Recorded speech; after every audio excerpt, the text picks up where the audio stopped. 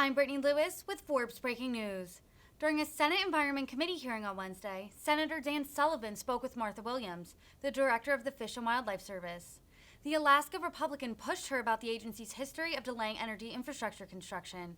He asked her to commit not to, quote, slow walk a recent project, while also saying President Biden's integrity was on the line. Listen into their exchange. Busy morning. Thanks for making time to join us for this hearing. Senator Sullivan, good to see you. Thank you, Mr. Just Chairman. admiring that tie you're wearing. Yeah, no. So natty today. You too. It's my Navy tie. So, Director Williams, thank you. Thanks for visiting Alaska. I'm going to ask you about your trip. Did you make it to the North Slope, by the way, with Secretary Holland? You were in those meetings too? Yes, Senator Sullivan. And I've been to Alaska before, but I do have to say it was an incredible trip, and I'm very grateful to have gotten up to Utqiagvik. Good. Well, I'm grateful too. I really am grateful that you got out there. I know I had staff up there. Unfortunately, I couldn't make that. I want to talk about Willow, which I'm sure you heard about. You might remember you and I talked a lot about it during the your confirmation process. It's an energy project that's literally been permitted since back to the Clinton years. Not really controversial. Obama administration permanent. Trump administration finalized it.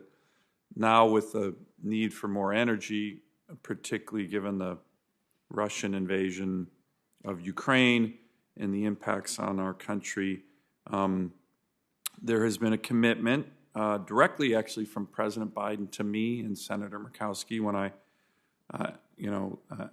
addressed this issue in the Oval Office with him last year around this time.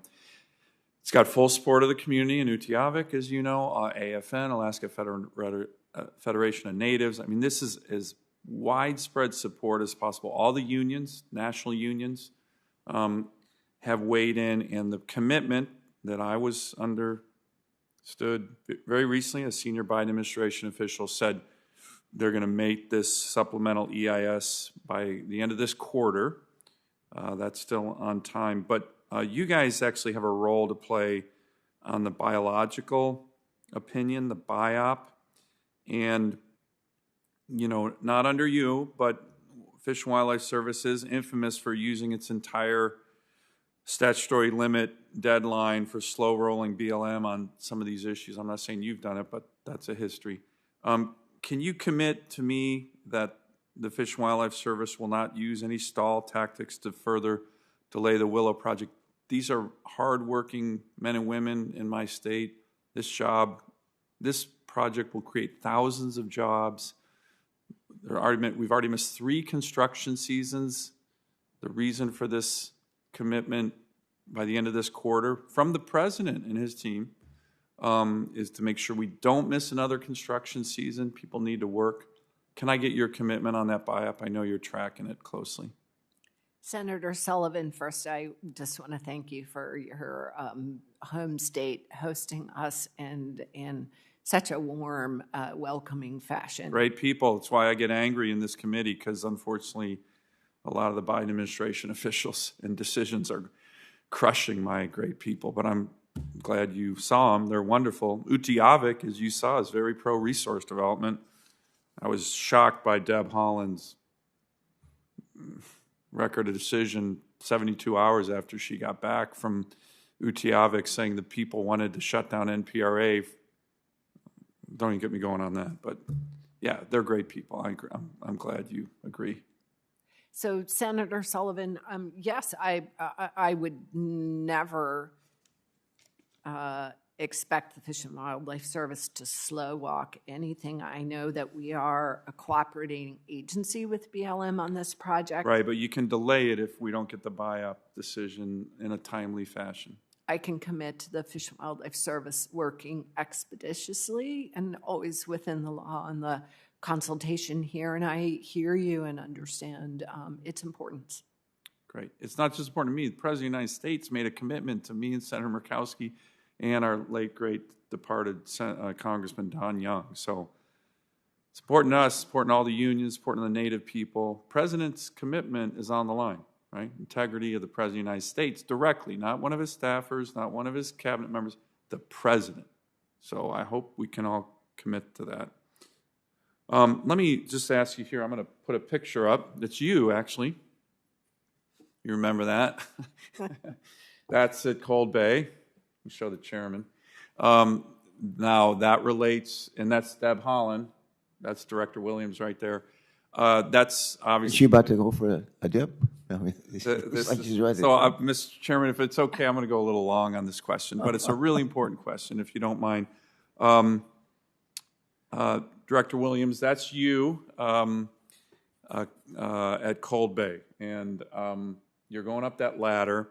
Now, you know the issue I'm going to raise. This is the very important issue, again, of the King Cove Road, which, again, has taken on gigantic symbolism in my state. Again, Native people being harmed by their own federal government. There's been 157 medevacs in the 8 years since Sally Jewell coldly rejected the 11-mile single-lane gravel road that King Cove and the Native community there has been trying to get done for 30 years. 18 deaths have been associated with the lack of land access, 18, which is why in a hearing I held on the Commerce Committee in 2017 when I chaired the Oceans and Fisheries Subcommittee, the Commandant of the Coast Guard said, I cannot foot stamp loudly enough of the critical need for this 11-mile stretch of road to provide the lifeline that this community needs for their life. This is the Commandant. As you know, their brave men and women of the Coast Guard have to fly those very dangerous missions. So that picture depicts you climbing the ladder at the Cold Bay dock. If a plane cannot land in King Cove, which is often the case, 100 days out of the year, they usually have horrible weather, you probably saw some, that they can't do rescue missions. So this would be the equivalent of someone being medevaced 2.5 hours from King Cove to Cold Bay to the big airport at Cold Bay.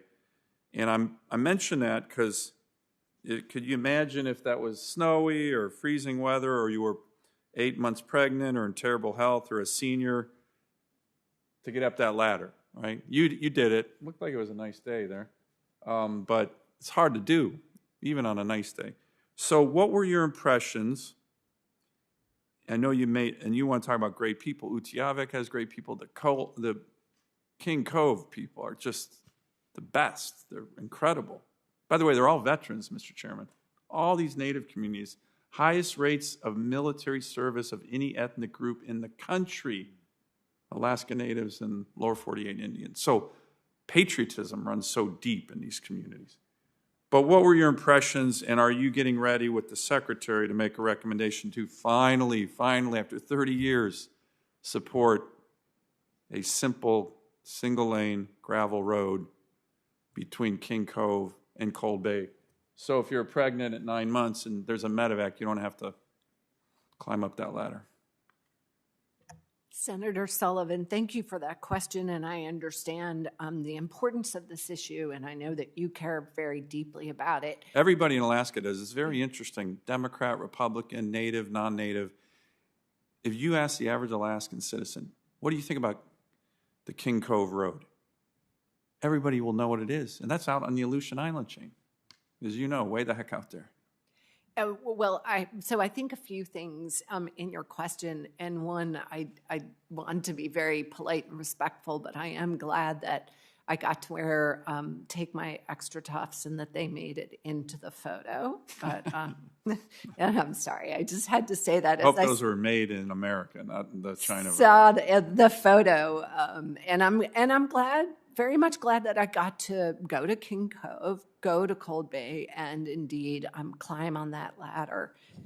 So a couple of thoughts. One, yes, the value of going to the community and hearing from the community. And I would add the value for me personally and for the service and going there with this Secretary of the Interior and listening with her and trying to listen in new ways, and also to see a community, just how moving it was for them to see a Native American Secretary of the Interior for the first time.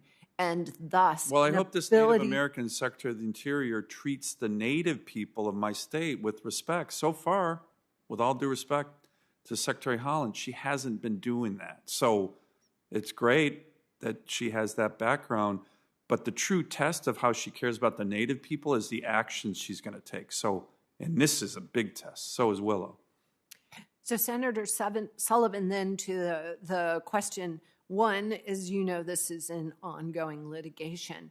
But with going there, I know and saw firsthand both mine, but especially the Secretary's interest in this, a recognition of the challenges that King Cove continues to face, and the need to continue to seek a balanced path. And because it's an ongoing litigation, I can answer that I believe that the Secretary remains open to having all options on the table.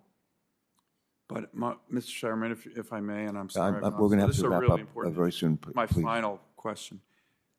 The Secretary said she was going to go to King Cove. She said she would make her decision on whether to support the litigation after her trip. Trip took way too long, in my view, but she finally made it out there. And again, I appreciate you going to. So I hope you're not using the excuse of ongoing litigation to not make a decision on whether you support the road in the litigation. That was the whole purpose of her trip. Senator Sullivan, I think I'm answering you sincerely in saying that the Secretary remains open or wants to have all options on the table. Okay. Thank you, Mr. Chairman. And Director Williams, thanks again for going to Alaska. I really appreciate it. All right. I have maybe one or two other quick questions, and then we'll let you go. The Lacey Act in interstate